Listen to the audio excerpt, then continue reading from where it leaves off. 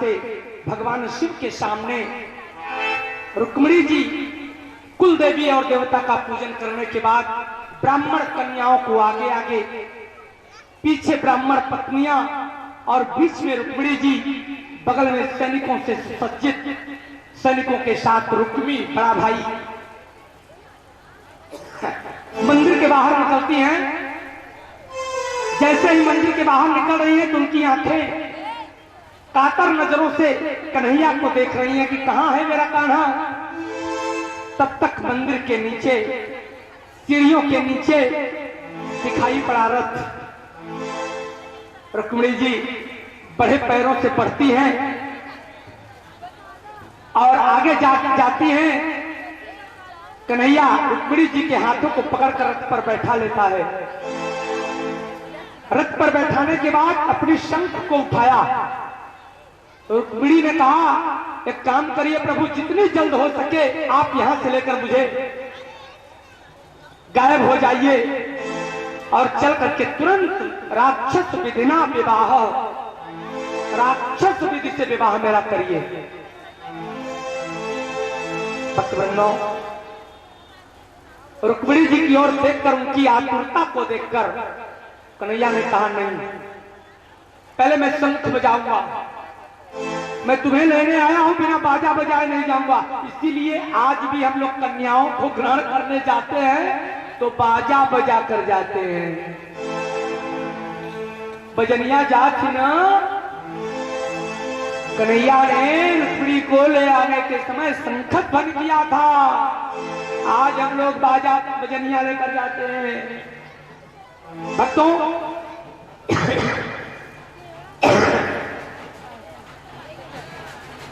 आ गया हुआ यूं, शंखत ध्वनि हुआ, सभी बैठे रहेंगे, कोई खड़ा नहीं होगा। आप लोग नहीं मानेंगे ना, नहीं मानेंगे आप लोग यहीं बैठी रहे तो नहीं अच्छा लगेगा।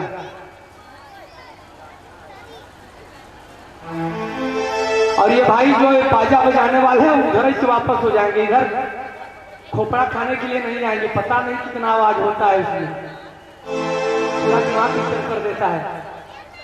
भक्तवृंदों, भगवान शंखत ध्वनि करते हैं और शंखत ध्वनि करने के बाद रथ लेकर चल देते हैं। रुक्मी के कान में पड़ा, ये तो शंख ध्वनि कन्हैया का है। तुरंत पीछा करता है। भगवान 4 योजन की दूरी पर लेकर रुक्मी को जाते हैं। पीछे पीछे एक अक्षौणी सेना के साथ रुक्मी भी पहुंच जाता। भयानक युद्ध होता है। रुक्मिणी के बड़े भाई रुक्मी और भगवान कृष्ण के बीच में सारी सेनाएं मारी जाती हैं। रुक्मी शस्त्र विहीन हो जाता है।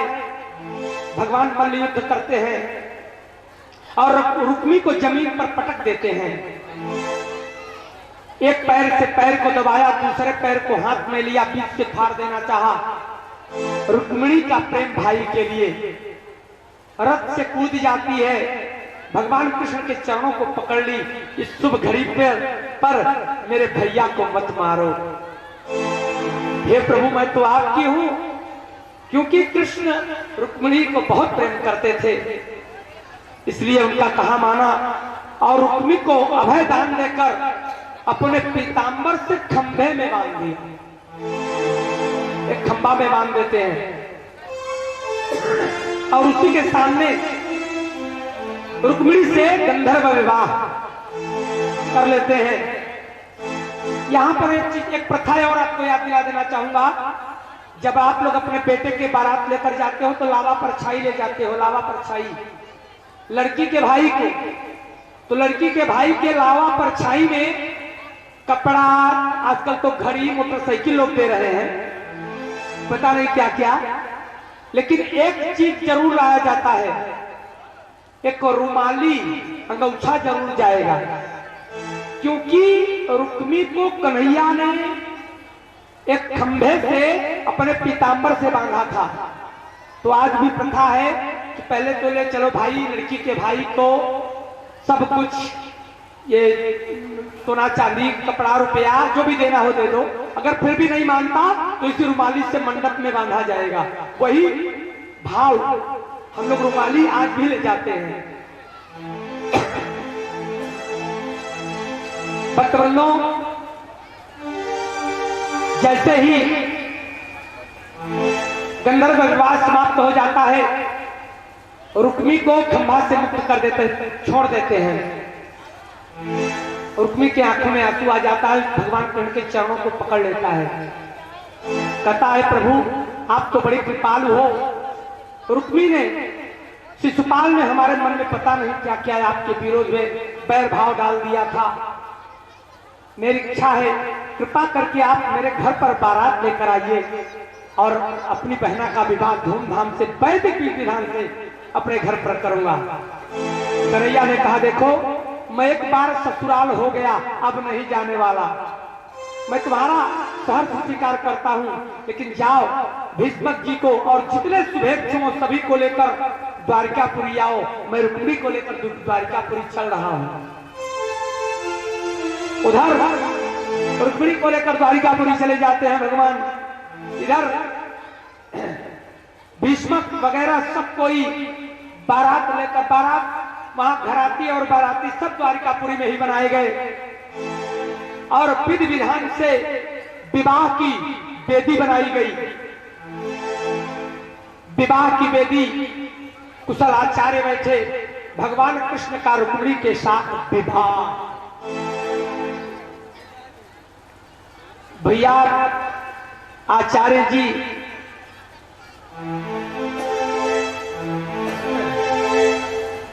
वेदी बनाई गई और वेदी पर दिव्य स्वरूप विराजमान हुआ। रुक्मिणी और कृष्ण का विवाह संपन्न होना शुरू हुआ। गौर गणेश का पूजन विधि विधान से होना शुरू हो गया।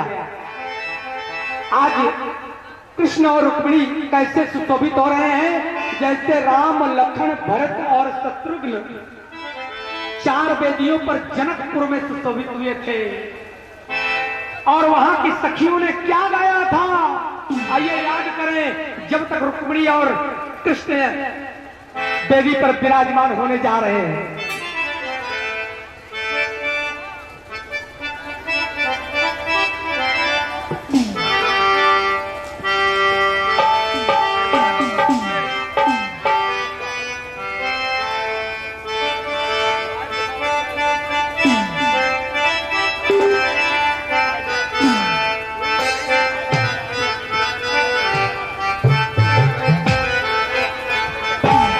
आज मिथिला नगरिया निहाल सखिया,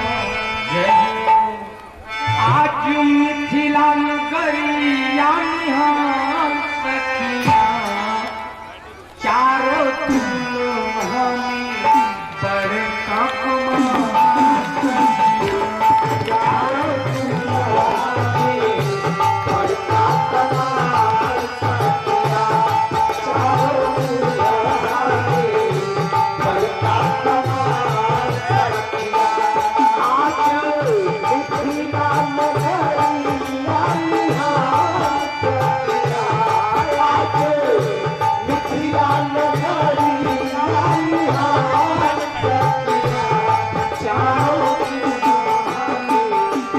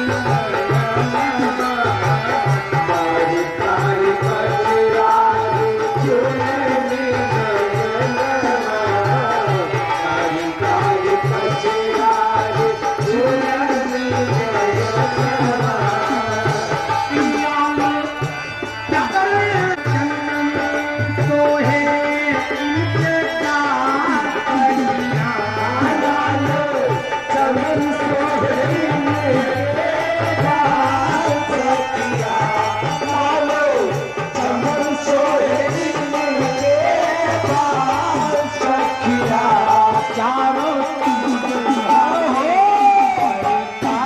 दुल्हनी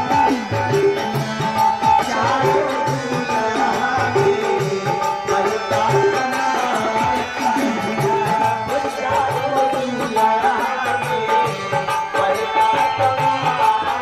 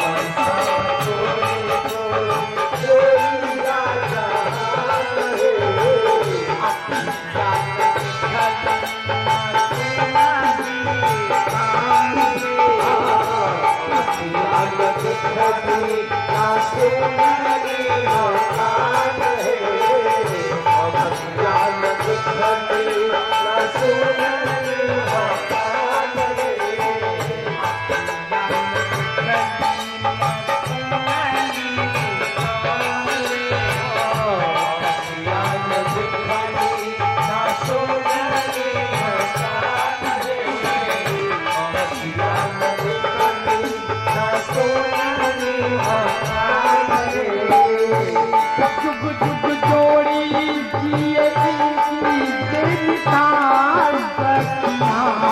जुग जुग हो जियती तेरी साथ सखिया जुग जुग हो जियती तेरी साथ सखिया चारों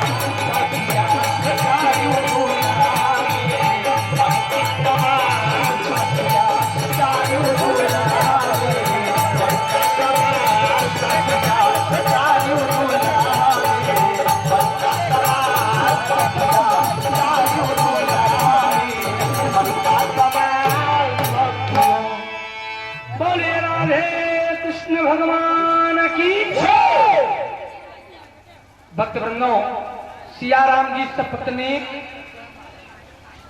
रुक्मिणी और कृष्ण का पावपूजी कर रहे हैं। अब इस समय एक क्रमानुसार मैं सर्वप्रथम मौका मुख्य यजमान को दिया हूँ।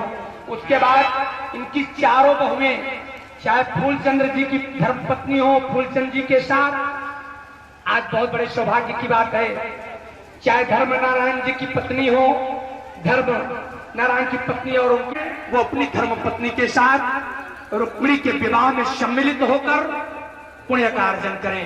सभी बैठे रहेंगे, कोई खड़ा नहीं होगा। उसके बाद बारी बारी से एक एक करके आप लोग आएंगे, जो कुछ रहेगा आप लोग निवेदन करेंगे। नहीं है कोई बात नहीं, बैठे रहिए, कोई बात नहीं। जो भी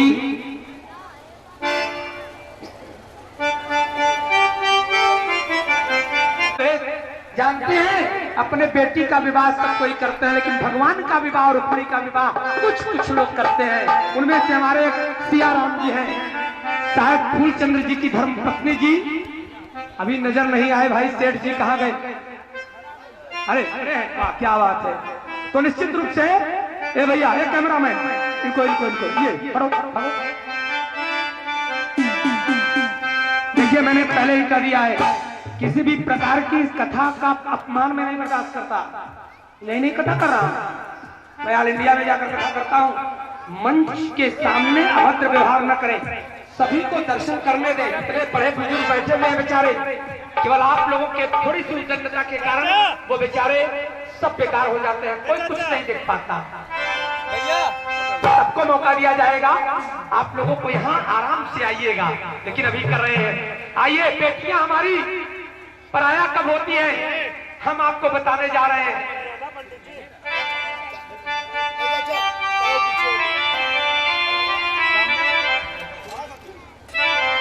बेटी हमारी, हमारे कलेजे का टुकड़ा कब हमसे पराई हो जाती है हमें पता भी नहीं चलता।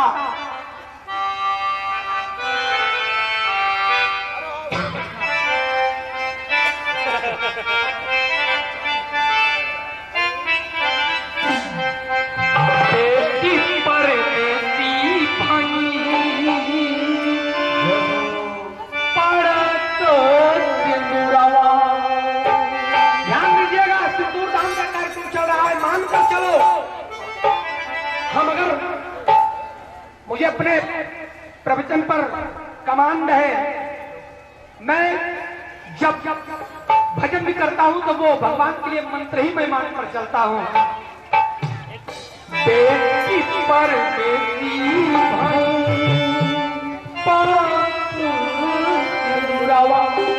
पता नहीं सिंदूर में कौन सा गुण है जो मस्तक पर जाते ही हमारे कलेजे के टुकड़ों को बहुत दूर कर देता है और उसका मन बदल जाता है। ये आश्चर्य देखो। इसलिए काम करना, अपनी बेटियों को, आज जो विरोध चल रहा है, तलाक का नौबत आ रहा है, बेटियों का भाव नैहर से कम ही नहीं हो रहा है, सिंदूर कम लगाती है। सिंदूर खूब लगाने के लिए कहिए।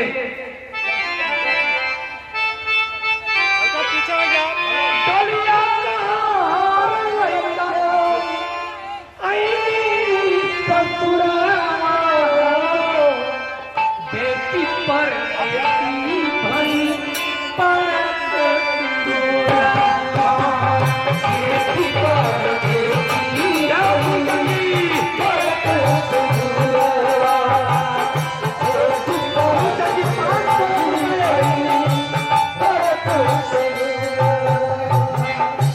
फूलचंद जी अभी अभी कन्यादान करने के उपरांत गुप्तदान के रूप में भगवान के श्री चरणों में पूरे 501 रुपए रुक्मिणी के विवाह के उपलक्ष्य में भगवान के श्री चरणों में चढ़ाया हुआ है। क्या कर रहे हैं?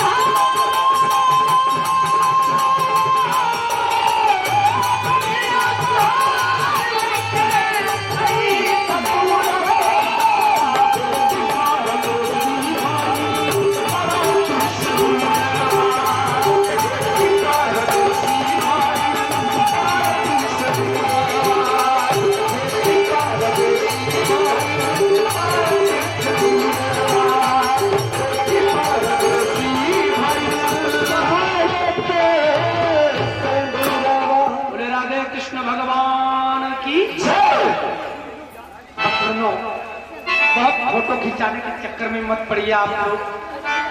बस आइए, प्रणाम करिए, जो कुछ हो निवेदन करिए और निकल जाइए। कैमरा तो लगातार चल रहा है, आप लोग रिकॉर्ड हो रहे हैं।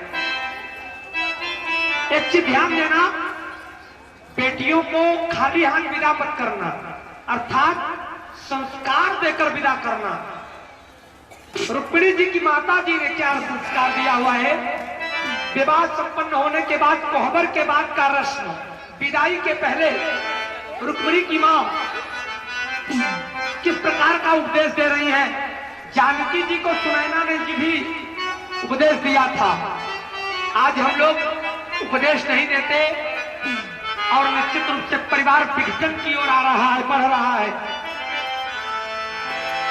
तो किस प्रकार का संस्कार देना है? ध्यानपूर्वक। सांझिक तनिकौ समय जानते हैं, रुक्मिणी की मां समझा रही है, सांझिक माने शाम को जरा भी समय पाना तो क्या करना। सांझिक तनिकौ समय बिटिया सत्संग में मन लगी है। सांझिक तनिकौ समय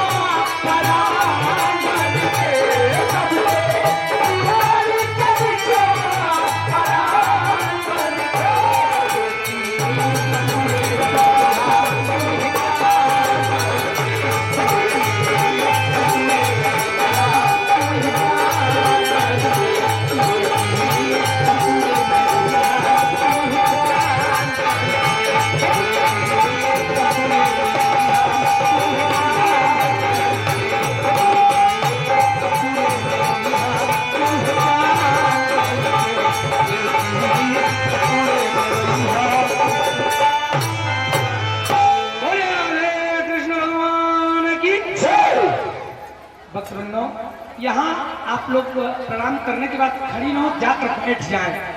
और उसके बाद अब कथा नाम मात्र, बस केवल आशीर्वचन का कार्यक्रम और उपसंहार, और इस कार्यक्रम को मैं पूर्ण कर दूं।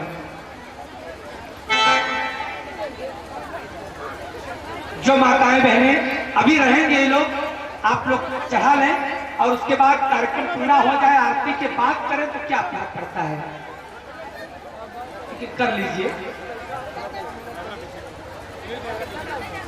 भक्तों, ये लोग कार्यक्रम कर रही हैं, हम अपने कार्यक्रम को आगे बढ़ा रहे हैं। इस प्रकार से रुक्मिणी और भगवान कृष्ण का विवाह संपन्न हो जाता है। 8 बार में 8 विवाह करते हैं भगवान, और 9वें बार में 16,100 रानियों के साथ एक साथ विवाह। इस प्रकार से भगवान कृष्ण 16,108 रानियों के साथ विवाह करते हैं और द्वारिकाधीश में विराजमान हो जाते हैं। बोले द्वारिकाधीश भगवान की जय। आइए थोड़ा सा सुदामा चरित्र याद करा दूं, जब तक ये दान कर रही हैं। इनके भाव को रोका नहीं जा सकता। ये वो जल प्रवाह है कि जब चल दिया तो फिर रुकने का नाम नहीं लेता। तो आइए थोड़ी देर सुदामा चरित्र। आप लोग जानते हैं द्वारिकाधीश भगवान रुक्मिणी इत्यादि रानियों के साथ रह रहे थे। उसी समय दीन सुदामा गरीबी के कारण भोजन को खाने को कुछ नहीं था। उनकी पत्नी सुशीला ने अपने पति देवता से कहा कि आप तो कहते हो कि हमारे मित्र द्वारिकाधीश हैं, तो आप चाहते क्यों नहीं, मुझसे मांगते क्यों नहीं? कहा देखो बाल्यावस्था का मित्र पता नहीं पहचानेगा कि नहीं पहचानेगा। सुशीला ने कहा नहीं, सच्चा मित्र अगर होंगे, आपके सच्चे मित्र रहे होंगे तो अपने मित्र को कभी भूलते नहीं। कोई कितना भी बड़े पद पर हो जाए।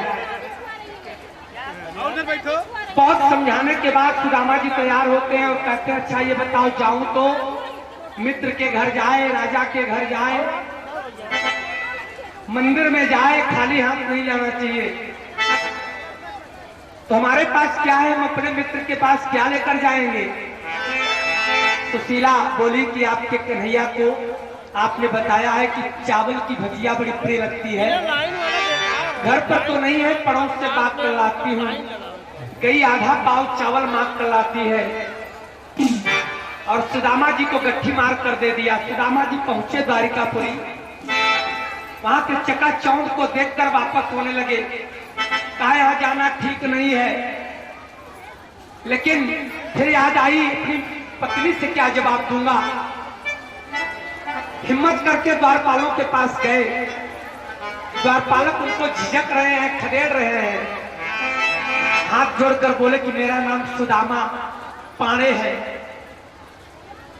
एक काम करिए, मैं आपके कन्हैया का मित्र हूं, द्वारिकाधीश का मित्र हूं, बाल सखा, हमें उन्हीं से मिला दो। वो लोग हंसने लगे और कहा बड़े आए मित्र, अपना नाम बता दो, हम कन्हैया के पास जाते हैं। नाम पता लिख कर दिया। रनिवास में द्वारपालक जाता है और कहता है हे प्रभु, हे द्वारिकाधीश, कोई ब्राह्मण आया है और वो बड़ा गरीब है, दीन है। भगवान दीन ब्राह्मण का नाम सुनकर चौंक गए। कौन हो सकता है, जल्दी करो, मुझे बताओ। कुछ पता बताया उसने? कहा हाँ, सुदामा पाणे नाम बताया हुआ है। सुदामा का नाम सुनते ही कन्हैया, भगवान जानते थे कि हमारे मित्र के सर पर पगड़ी नहीं है, शरीर पर कपड़ा नहीं है, पैर में जूता नहीं है, इसलिए वो न तो सिर पर मुकुट पहने, न शरीर पर पीतांबर पहना और न पैर में जूता पहना। जिस प्रकार मित्र है उसी प्रकार मिलने पहुंच गए। सुदामा के पास पहुंचकर उनको हृदय से लगा लिया और निवास में ले गए। सोने के सिंहासन पर बैठाया। रुक्मिणी जी को अच्छा नहीं लगा। कन्हैया बोला रुक्मिणी मेरा मित्र थक गया है, इसलिए गर्म जल लाओ, हम इनके पांव को धोएंगे, गर्म जल से आराम मिलता है। रुक्मिणी जी सोची इस गरीब ब्राह्मण का ये पैर धोएंगे, जिसके पैर में बेवाई फूटी है, पानी लेकर नहीं जाऊंगी। भगवान जान गए रुक्मिणी के मन में पाप है। तुरंत भगवान चरणों के पास पहुंच गए और रोने लगे। आंख का आंसू गर्म होता है और उस गर्म आंसू से सुदामा जी के पीड़ा को शांत कर दिए, धो डाला।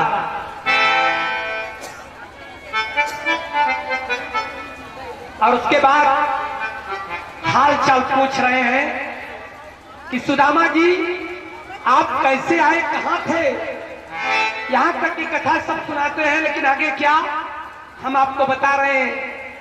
सुदामा जी से आज कन्हैया पूछ रहा है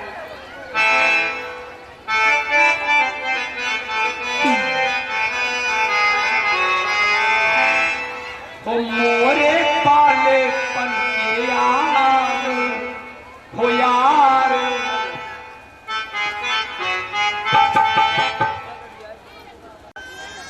सुदामा जी से पूछ रहे हैं कन्हैया, हो मोरे पाले पन के यार हो यार।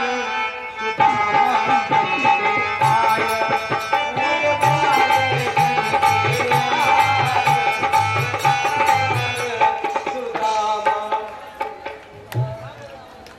हो मोरे पाले पन के यार हो यार।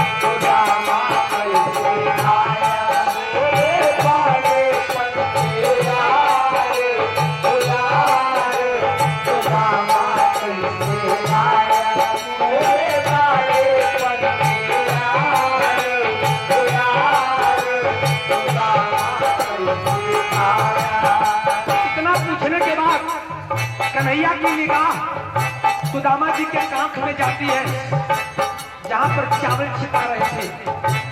ले लिया, भाभी ने कुछ भेजा है, देना नहीं चाहते। बालेपन की आदत छोड़ा नहीं मित्र। गट्ठी खोलते हैं, क्या किया?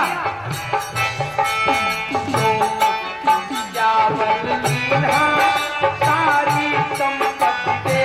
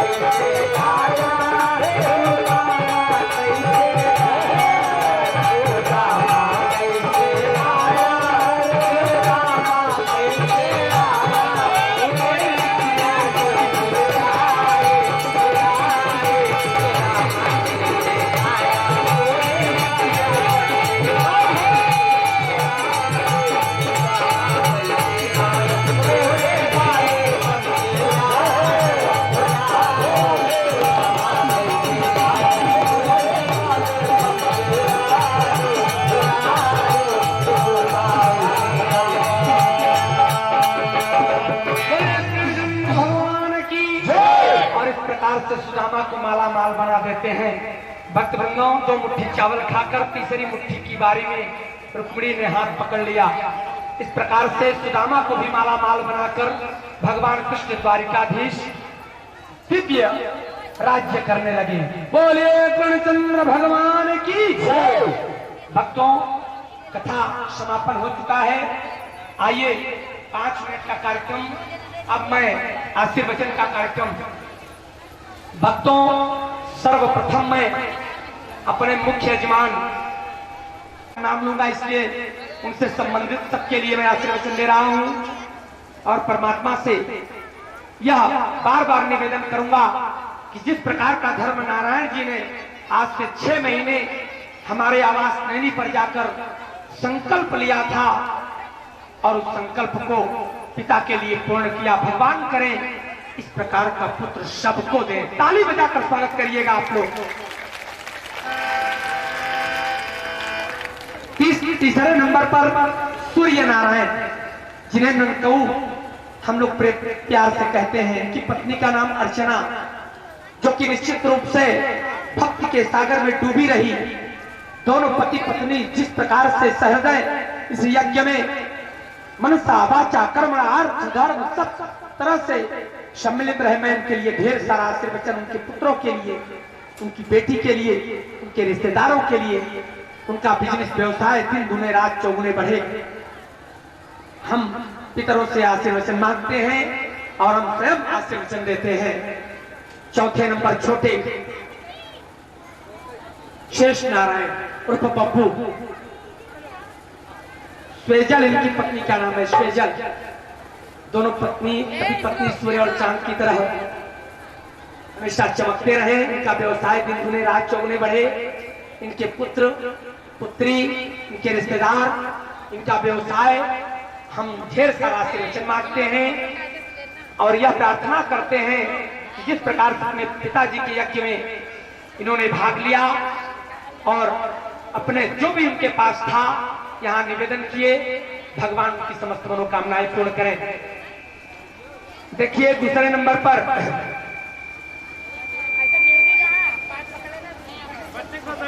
मामा के लड़के, दो मामा के लड़के यहाँ आकर कथा सुने हैं।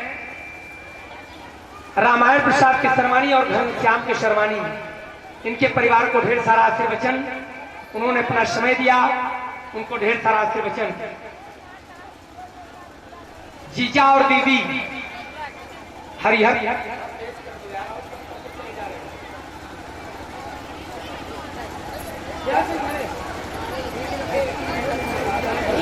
हेलो हेलो,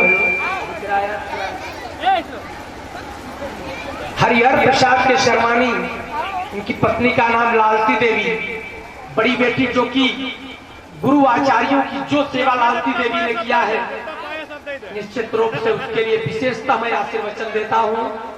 भगवान करें सिया राम की बड़ी बेटी की तरह सबको बड़ी बेटी दे, उसके लिए आप लोग आशीर्वचन ताली देकर बजाकर दीजिए।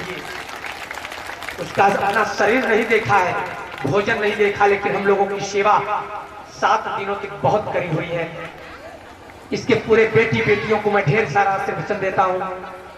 कालिंदी देवी, सुरेश चंद्र, इनके लिए भी ढेर सारा आशीर्वचन का पिछली व्यवसाय दिन दुने रात चौगुने बढ़े। रुक्मिणी देवी, स्वर्गीय सत्यनारायण के शर्मानी आज नहीं है, उनके बेटी बेटियां जो भी हों उनके लिए ढेर सारा आशीर्वचन। आशुतोष के शर्मानी, इन दोनों परिवारों के लिए मैं के लड़के श्याम मोहन के शर्मानी, टिंकू के शर्मानी, राजू, इन सभी को मैं इनके बिजनेस व्यवसाय को दिन दुने रात चौगुने पढ़ने का आशीर्वचन देता हूं और पितरों और भगवान से ढेर सारा आशीर्वचन मांगता भी हूं। भक्तों, उसके बाद कार्यक्रम आता है। ये बड़े बुजुर्ग जो नित्य प्रति रोज कथा सुनने के लिए यहाँ पधारे, चाहे जहां से आए हो आप लोग, सबके गांव का नाम मुझे नहीं मालूम है, लेकिन एक दिन आए आप लोग या 7 दिन आए, ये माताएं बहनी प्यारी प्यारी सी अपने घरों से 5-5 घंटे के लिए निकलकर कथा में समय दी। सबके लिए मैं परमात्मा से ढेर सारा आशीर्वचन मांगता हूं, आप लोगों की समस्त कामनाएं पूर्ण हो और आप लोग ताली बजाकर इस आशीर्वचन को स्वीकार करिएगा। मैं सबके लिए आशीर्वचन मांग रहा हूं, मैं सबका मार्गदर्शक, सबका कुल उद्धारक बनकर आया हुआ हूं। भक्तों, पांडाल को जिसने भी लगाया, सेवा किया है, पेट के लिए मूल्य तो सब लेते हैं, लेकिन वास्तविक रूप में उसने जिस प्रकार की यहाँ पे सजावटी पांडाल लगाकर भगवान को छत्र दिया, भगवान करे उसका व्यवसाय दिन दुने रात चौगुने भरे। इलेक्ट्रॉनिक बाजा जो कि बड़ोघर से चलकर आया है, W sound and company, electronic सामान है, कभी अच्छा तो कभी बुरा हो ही जाता है, लेकिन मैं इसके लिए विशेषता आशीर्वचन भगवान से मांगता हूं कि उसका व्यवसाय दिन दुने रात चौगुने बढ़े। भक्तों, एक व्यक्ति के लिए मैं द्विजनाथ पाठक, जिनके सौजन्य से उन्होंने मेरी कथा को आज से 5 साल पहले मोहरी गांव में अपने जीजा जी के यहाँ सुना था, मेरे शिष्य है वो संकल्प लिए थे मैं गुरु जी की कथा कराऊंगा और उनकी यह यात्रा शायद सिया राम जी के शर्मानी के यहाँ आकर निश्चित रूप से समाप्त तो नहीं कहूंगा, लेकिन पूर्ण जरूर हुआ। उनके परिवार के लिए मैं ढेर सारा आशीर्वचन मांगता हूँ। द्विजनाथ पाठक जी मंचासीन बैठे भी हैं, हनुमान जी बनकर निश्चित रूप से हमें यहाँ बुलाने में उनका बहुत बड़ा सहयोग है। आज से 5 महीने पहले, 4 महीने पहले धर्म नारायण जी को लेकर हमारे नैनी आवास पर गए, हमने कार्यक्रम दिया और यह कार्यक्रम पूर्ण किया। मैं अपने आप को उनकी नजरों में शायद समझता हूं कि मैं इसके सर्वाणी वंश का उद्धारक बना होऊंगा। अब वो समझेंगे और आप लोग अगर समझो तो ताली बजाकर समर्थन कर दीजिएगा। बिल्कुल आप लोगों का ये आशीर्वचन ही मैं मांगूंगा, ताली। भक्तों, ये वीडियो रिकॉर्डिंग करने वाले सज्जन भैया, नाम तो नहीं जानता, आरके स्टूडियो के मालिक, जिस प्रकार से वीडियो रिकॉर्डिंग कर भगवान की एक एक लीला को कैद किया हुआ है और सदा के लिए अविस्मरणीय बना दिया। भगवान करे इनका व्यवसाय भी इसी प्रकार अविस्मरणीय, कभी भी इनकी व्यवसाय में लेश मात्र कमी न आए। RK studio, light and sound company, photography, drone camera, शादी विवाह उत्सव पर आप लोग इस सेवा को ग्रहण कर सकते हैं। भगवान करे इनका यह व्यवसाय जिला स्तर पर हो जाएंगे, हम ऐसा आपसे वचन देते हैं। और कभी ऐसी सेवा करें कि जब मैं लाइव टेलीकास्ट पर आने वाला हूं, अभी मेरी खुद की इच्छा नहीं हुई, इसका कारण मुझे बांड किया जा रहा था 2 साल के लिए। आज ये बात मैं साझा कर दे रहा हूं। आज से 5 साल पहले संस्कार चैनल वाले मुझसे 2 साल का बांड भरा रहे थे। मैं बांड भर करके किसी का कथार करने वाला नहीं हूं। मैं स्वच्छंद भक्त का भक्त, भगवान का भक्त हूं, जो कि कभी बंधा नहीं हूं। एकदम निर्मल मन से स्वच्छंद रह करके भगवान की कथा करना चाहता हूं, बंद कर नहीं। और बंधा होता तो कब का टीवी पर आ गया होता। मेरा भी संकल्प है, मैं बंधूंगा नहीं और टीवी पर आकर रहूंगा। आइए भक्तवृंदों, अपने 5 साथी आचार्यों को आशीर्वचन देता हूं। सभी मेरे शिष्य हैं। आर्गन पर हृदय का शिष्य लाल जी, आचार्य वीरेश पांडे, निहाल तिवारी और संजय पांडे। विजय मिश्रा अपने झांकी निर्देशों से, ये सभी हमारे शिष्य साथी कलाकार हैं। और इनके गुरु जी सियाराम जी के, देखिए किसी भी कार्यक्रम में सदगुरु का बहुत बड़ा सहयोग होता है। उनका आशीर्वचन ही सब कुछ। मंचासीन रहकर, हम लोगों के साथ ही रहकर जिस प्रकार से उन्होंने नम्रता का परिचय दिया हुआ है। मनीष शुक्ला जी फतेहपुर निवासी हैं और सियाराम जी के सरवानी के कुलगुरु हैं। अभी उम्र बहुत कम है, मंचासीन है वो, और जिस प्रकार से नम्रता का परिचय देते हुए भगवान की भक्ति में अपना समय दिया हुआ है, भगवान उनके परिवार को भी दिन रात चौगुने बढ़ाए। भक्तों,